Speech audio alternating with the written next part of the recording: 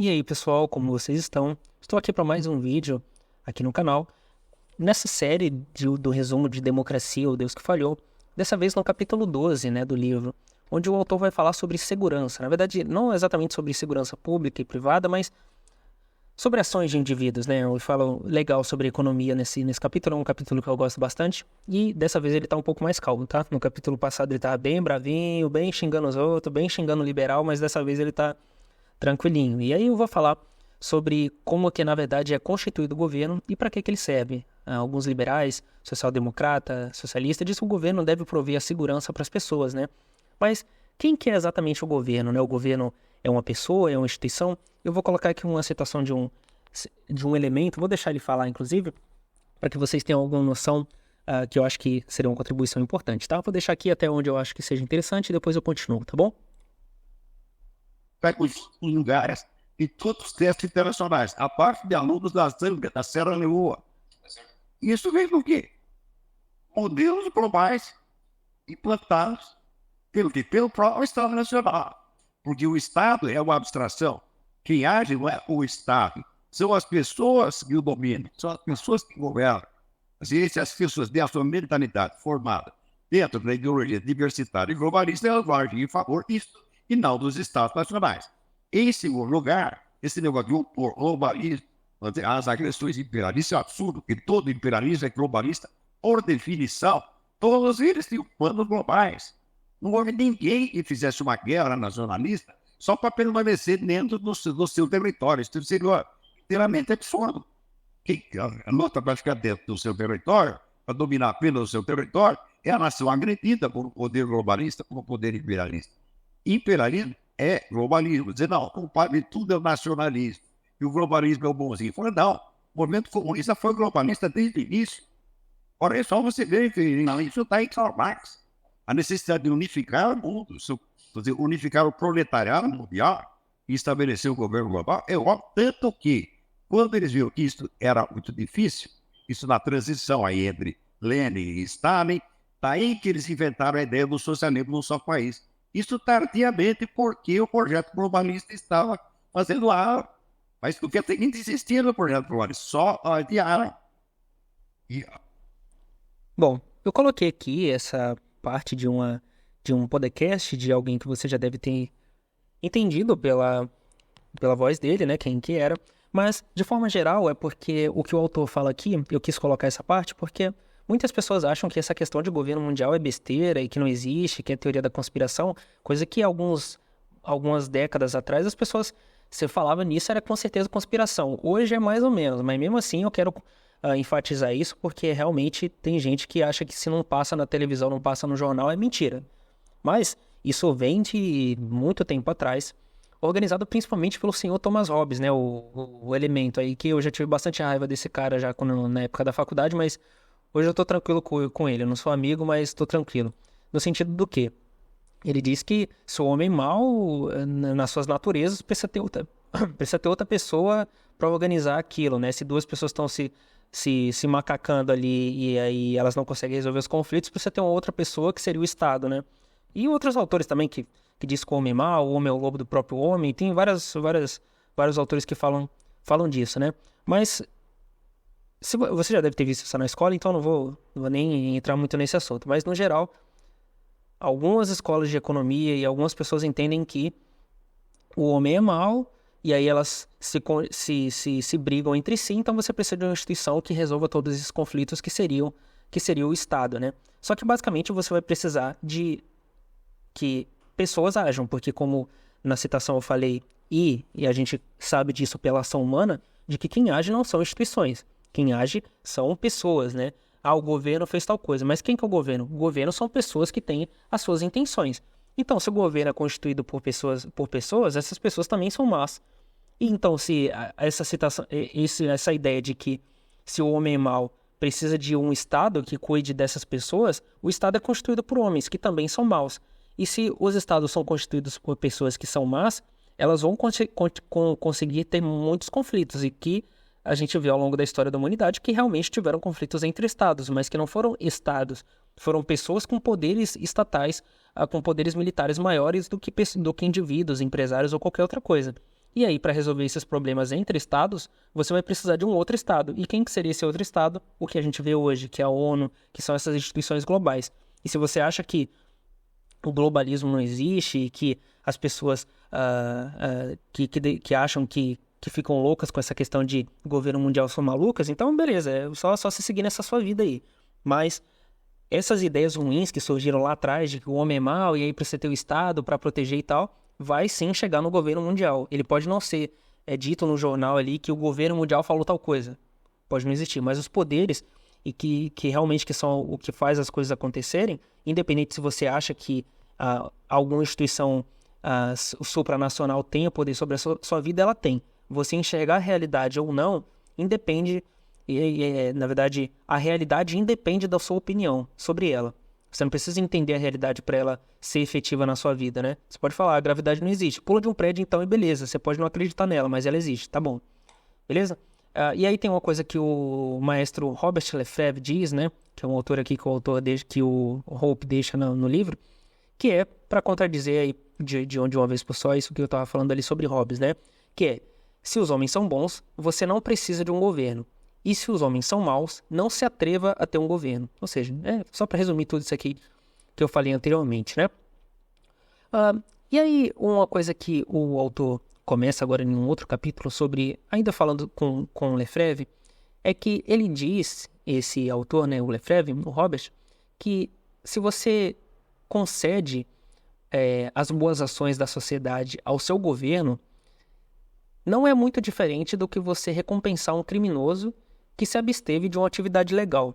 Ou seja, se o governo faz algo bom, que é prender um bandido, por exemplo, e você fala, graças a Deus o governo fez isso. O governo é mau, o governo é ruim mesmo, e ele devia acabar. Não, mas ele prendeu um bandido, tá bom então tá legal. Então deixa o governo fazer isso porque isso ele faz bem.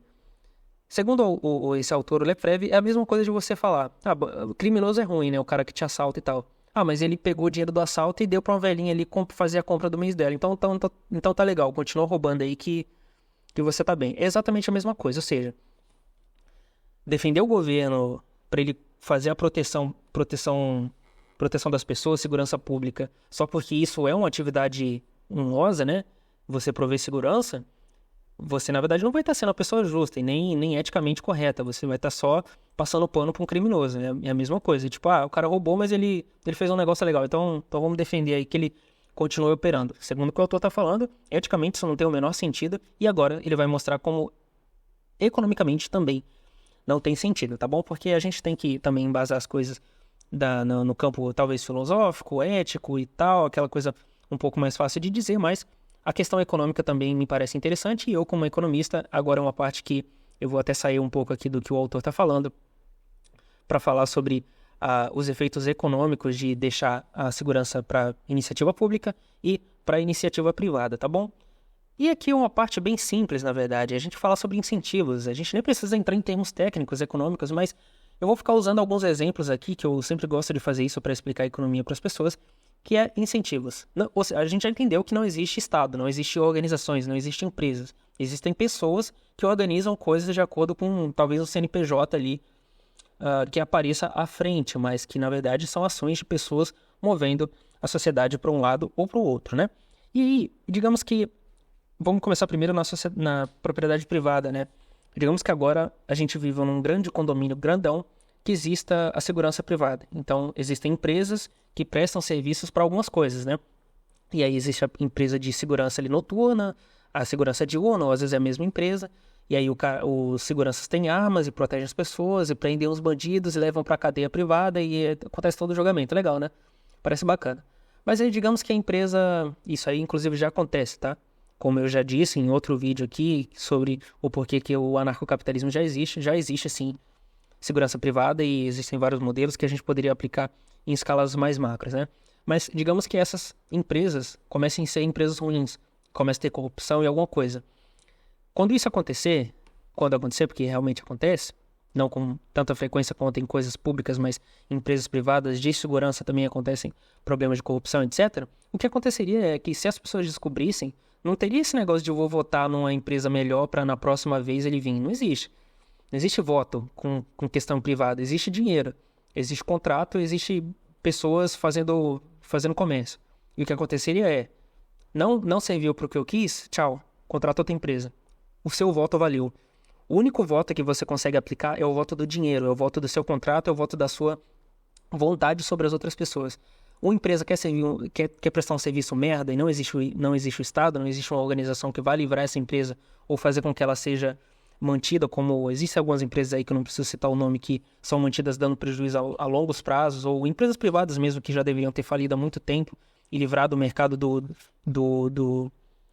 dos prejuízos que elas causam, e o governo vai lá e continua mantendo. Essas empresas simplesmente iriam falir e chegariam outras novas de segurança, né? E aí, você pensando na eficiência da iniciativa privada, que isso já acontece em todos os setores, só iria para o setor da segurança, é algo óbvio, né? Simples, beleza. Mas em questão geral, assim, da economia, é só segurança e tal? Não. Existem outras coisas também que seriam necessárias, né? Como seguros para os seus carros, as próprias estradas, que pode acontecer acidentes, saúde. Existem várias questões envolvendo segurança, né? Não é só isso. Então, o que aconteceria, e é o que já acontece em outros setores, é que, por exemplo, um cara quer prestar segurança para você. Ele presta segurança, ele tem várias coisas que acontecem, só que toda vez que uma instituição privada fosse prestar segurança para você, ela precisaria trocar tiro com alguém, ou precisaria gastar material dela, gastar mão de obra, para fazer com que o bandido seja preso, ou algo do tipo, poderia perder vida, então não é uma coisa legal. O que a empresa de segurança privada iria querer é que nem existisse coisa para que ela nem existisse crime, para que ela não precisasse usar os materiais dela, né? Até porque uma seguradora, por exemplo, é exatamente isso. Você paga o seguro esperando não usar ele, né? Tomara que eu não use, tomara que eu não bata meu carro, tomara que eu não seja roubado, etc. Então, as empresas que prestam esse serviço para diminuir os custos delas, o que elas iriam querer, numa sociedade onde não existe Estado, é que os outros serviços aconteçam de forma com que a sociedade seja cada vez menos perigosa, porque ela não vai querer virar um exército e passar e bater em bandido, ela vai querer que não existam bandidos, né? E aí o que essas empresas privadas fariam é tentar virar, como já existem, seguradoras grandes, ou investir em educação para as crianças, então fazer contratos com escolas para incentivar as escolas a distraírem as crianças, distrair assim, né? Levarem as crianças fora da criminalidade para que não existam bandidos e, no final das contas, a empresa ia querer o quê? Dinheiro. E dinheiro numa empresa é lucro, é receita menos custo. E se ela tiver menos custo com bandido, mais receita ela vai ter, mais lucro ela vai ter, porque ela vai precisar gastar menos, né? Então o que existiria seria um intercâmbio de várias empresas, de várias coisas, até que, por exemplo, viraria uma sociedade onde existe uma seguradora gigante, ou algumas seguradoras que, por exemplo, prestam a segurança ali para caso um bandido te roube ou algo do tipo, mas ela iria querer que, por exemplo, você fosse uma pessoa armada. Se eu estou prestando segurança para você e aí alguém tenta te roubar, e quando eu chego lá você já pipocou o cara já e protegeu tudo, beleza, melhor ainda pra mim, que sou o cara da seguradora, não preciso fazer nada. Eu que sou policial, não preciso fazer nada. Só chegar lá, faz toda a questão burocrática, leva pra delegacia ou pro IML e tá tudo certo, né? Beleza. Então, a seguradora nessa sociedade privada iria querer que esse tipo de coisa acontecesse, né? Toda empresa, ela faz intercâmbio, benchmark com outras empresas para que exista cada vez menos gasto para ela, pô. Quanto menos gasto, melhor. E a outra coisa que poderia acontecer é uma seguradora que, por exemplo, presta seguro para carro, para imóvel, para várias outras coisas, e aí ela vai, por exemplo, intercambiar as ações dela com a empresa que faz o asfalto, ou que faz alguma outra coisa, ou segurança do trabalho, vários tipos de segurança. Ou seja, cara, eu tô falando aqui, eu acho que eu tô falando até demais, porque não precisa a gente entender que numa sociedade livre, sem o governo dizendo quem que vai ser sua seguradora, quem que vai te proteger, se você vai ter arma ou não, como que você vai proteger sua arma, as pessoas naturalmente vão fazer isso. Eu não sei como é difícil as pessoas entenderem quando a gente fala, quando alguém fala, a segurança deveria ser totalmente privada. Mas como que seria? Porra, não é como que seria. É muito mais fácil de entender como seria, ou como que pode ser, do que como é. Porque como é, não funciona. E agora eu vou tentar mostrar pra você que esses incentivos, tentar mostrar pra você não, é o que o autor tá falando e eu tô só trazendo aqui pra você, tá? De que a iniciativa privada funcionaria de forma muito mais dinâmica, tentando minimizar custos, e sim, é tudo por dinheiro, mas o capitalismo é um sistema de servidão mútua, né? Onde o empresário, para ele ganhar dinheiro, ele tem que servir o cliente. Então, sim, ele tá te salvando a sua vida por dinheiro. Qual o problema disso? Você tá vivo por causa de dinheiro. Pronto, beleza, tá bom. É assim que as coisas funcionam, né? Então, se as pessoas são contra isso, simplesmente deixa elas amadurecerem, porque é assim que é a vida, tá? Mas enfim, as pessoas dentro da iniciativa privada e dentro de um sistema de segurança privada funcionariam por incentivos financeiros, incentivos sociais, etc., várias outras coisas. Mas qual que é o incentivo que um policial estatal tem de te defender? Se uma seguradora, você paga ela para que ela te proteja, e se ela não te proteger, ela vai ter que te recompensar, qual o incentivo que a empresa privada vai ter de não te proteger? Se ela não te proteger, ela vai ter que gastar dinheiro. E o que ela quer no final das contas é dinheiro. Agora, o que uma instituição estatal pede quando você é assaltada? Não é nada. O cara vai ser preso e você vai ter que, inclusive, sustentar ele na cadeia. Não é no Brasil que as coisas funcionam assim. Em todo lugar do mundo funciona assim. Então, eu não vou usar mais exemplos porque eu acho que não precisa. Eu acho que isso é um assunto muito óbvio. E eu acho que o autor aqui, ele quis só trazer para as pessoas para que elas pensem no sentido de o quê? Questões sociais, problemas da sociedade, eles se resolvem com o mercado. E o mercado, ele é um sistema não de fazer as pessoas enriquecerem e aumentar a desigualdade social. Ele é um sistema de resolução de conflitos, resolução de problemas. Você não sabe fazer um sapato, existe um sapateiro. E aí você vai lá e dá dinheiro para ele, ele resolve o seu problema. Você não sabe cortar o seu próprio cabelo, você vai na barbearia. É assim que funcionam as coisas. O capitalismo é isso. E em questões de segurança pública, como é o nome? Questões de saúde, funciona da mesma forma. Eu não sei, eu acho que o autor às vezes ele fica até um pouco bravo, e aí eu trouxe para mim porque eu reli há pouco tempo essa questão, que ele não consegue entender como que as pessoas separam questões mercadológicas de coisas que é, por exemplo, eu quero pão, o padeiro me dá, mas eu quero saúde e não, eu não quero que o médico me dê saúde, o hospital me dê saúde, eu quero que o Estado me dê saúde. Porra, como assim? Como que você chegou nessa conclusão? Ninguém consegue entender, né? É claro que a gente consegue entender que isso é toda a lavagem cerebral que os conservadores, como eu disse no capítulo passado, deixaram que as crianças, as gerações, vinham sendo influenciadas pelos agentes do Estado para entenderem como legislador, como dono das próprias vidas, o governo, em vez das próprias famílias, até chegarem nessa loucura que é o que a gente vê hoje, essa loucura retórica de que as pessoas não conseguirem conceber como seria a vida delas sem serem escravizadas pela organização estatal mundial ou estatal nacional, como você queira ver, tá?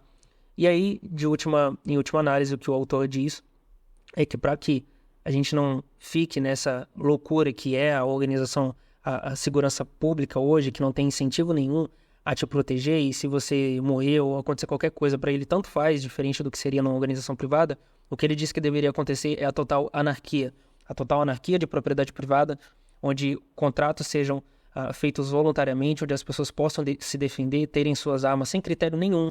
Eu quero comprar uma arma porque sim, eu quero contratar essa empresa ou não contratar essa empresa porque sim, eu vou pagar tal coisa porque está no contrato, ou eu não vou pagar porque não está no contrato, e as coisas funcionariam assim. E o que o autor diz para finalizar todo o capítulo é: anarquia é ordem. Mentira, ele não fala isso não. O que eu estou falando é trazendo de outros autores aqui. Anarquia é ordem, ou seja, ou você tem Estado, ou você tem civilização. Ou você tem propriedade privada, ou você tem propriedade privada, ou você não tem. Ou você tem liberdade, ou você não tem. Não tem como você querer proteção se quem te oferece a proteção não quer te proteger. Não tem como você ter civilização se a organização que você defende é o completo oposto disso, sabe? O que o autor diz durante todo o livro, e a gente já está chegando ao final dele, é basicamente isso. Gente, tenham coerência econômica. Tenham coerência. Defendam o que realmente vocês defendam, tá bom? No geral, é isso. A gente chegou ao fim de mais um capítulo. Eu espero que vocês tenham gostado, entendido. Às vezes eu sou um pouco mais enfático para chamar atenção para algo que o autor está querendo falar e depois dou uma acalmada e tal. Mas é tudo para tentar ser o máximo honesto com o que o autor está querendo passar para vocês, tá bom? Mas de qualquer forma, eu peço que vocês deixem o seu like no vídeo, não se esqueçam de se inscrever no canal e passar e compartilhar esse vídeo com pessoas que você acha que tenham interesse nesse tipo de conteúdo, tá bom? Esse é o penúltimo capítulo do livro, então eu espero vocês no próximo capítulo, que vai ser o último, e eu espero que vocês tenham acompanhado até aqui, estejam ou contentes ou conseguindo acompanhar a linha de raciocínio no geral, tá bom? Então é isso, por hoje é isso, e tchau, tchau.